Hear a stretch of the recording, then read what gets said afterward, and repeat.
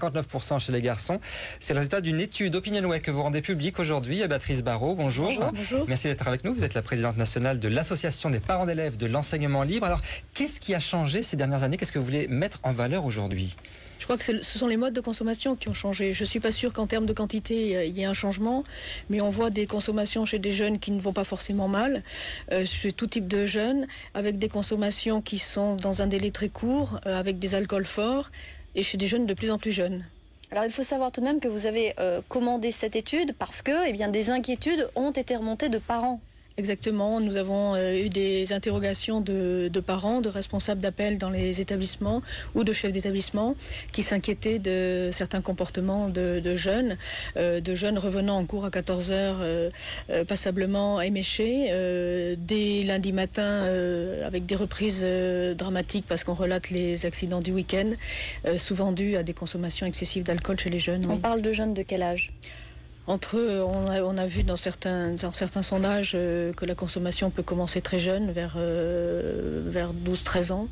Là, nous nous sommes préoccupés plutôt de la tranche 15-18 ans, qui est la tranche qu'on maîtrise mal. C'est la pleine adolescence, donc nos enfants ont envie de prendre un peu de liberté et les parents se trouvent démunis, soit parce qu'ils ne sont pas informés, soit parce qu'ils sont dans le déni, mais c'est probablement plus souvent un manque d'information et un manque de cadre, un manque de conseils qu'ils peuvent donner. Donc notre rôle, c'est de leur apprendre à donner les bons conseils au bon moment, d'en parler avec leurs enfants, de profiter d'un fait divers pour évoquer le sujet avec un enfant, pas attendre que ça leur arrive à eux ou que ça arrive à un proche ou à un ami proche du jeune. Mais... Alors il y a ce phénomène dont on parle, le binge drinking, où on boit beaucoup d'alcool en une durée très courte. Écoutez ce médecin addictologue, il nous explique exactement ce que font les jeunes parfois le week-end.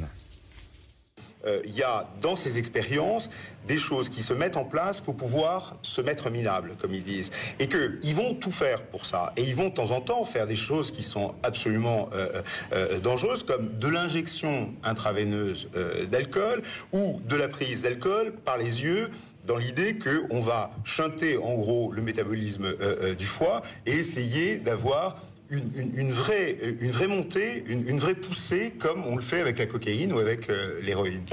Et pourquoi les jeunes vont si loin? Qu'est-ce qui explique ça?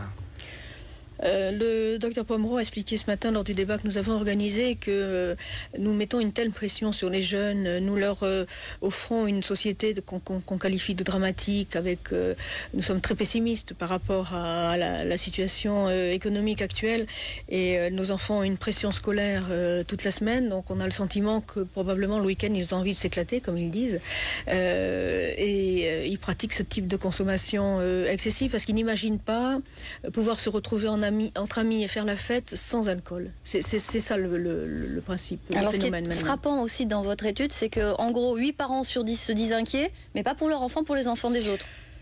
Alors, chair de ma chair, on est bien sûr assez aveuglé par ses propres pratiques. Et puis, nos enfants sont aussi suffisamment habiles pour nous cacher leurs pratiques. D'où la vigilance extrême que doivent exercer les parents. Et notre rôle d'association de parents, c'est de leur donner les outils qui vont leur permettre de rester attentifs, d'être alertés par tel ou tel comportement.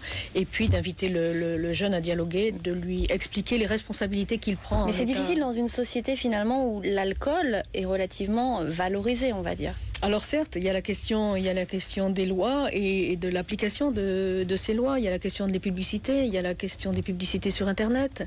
Il y a la question aussi de mixtes aux couleurs très attrayantes. Toutes ces questions, pour nous, ce sont des questions qu'il va falloir traiter.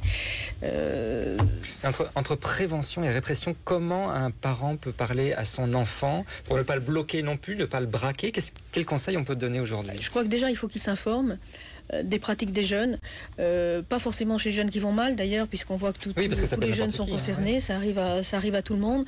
Nous sommes tous concernés comme parents. Il faut s'interroger aussi sur nos propres pratiques. Je pense que c'est important aussi. Il faut que nous ayons un discours cohérent d'adultes. On ne peut pas faire des lois qui soient des demi-mesures. On ne peut pas non plus interdire l'alcool et se l'autoriser quelquefois dans des quantités un peu un peu limites qui nous ont quelquefois amenés à prendre la route alors que c'était pas très prudent. Donc c'est tout ce type de comportement, je crois qu'il faut que nous ayons avec nos enfants, un comportement qui soit cohérent entre le dire et le faire. Je crois que déjà par là, c'est important, et dès le plus jeune âge, et sur ce sujet-là et sur d'autres d'ailleurs, je pense que c'est une manière d'éduquer nos enfants, et puis en parler avec eux, leur parler aussi, les sensibiliser sur les responsabilités les actes qu'ils peuvent faire sous l'effet de l'alcool, sous l'emprise de l'alcool, dont ils n'ont pas conscience au moment donné, mais qui peuvent avoir des conséquences dramatiques. Merci beaucoup. Vous avez publié une brochure, Alors si on veut en savoir plus, nous publions l'association des parents d'élèves de l'enseignement libre. Que nous allons diffuser très largement, qui donne les résultats du sondage, justement. Merci beaucoup. Merci. Tout de suite, c'est la météo avec Fanny. Découvrez l'état du ciel avec Tarkett, un leader mondial des revêtements de sol. Tarkett.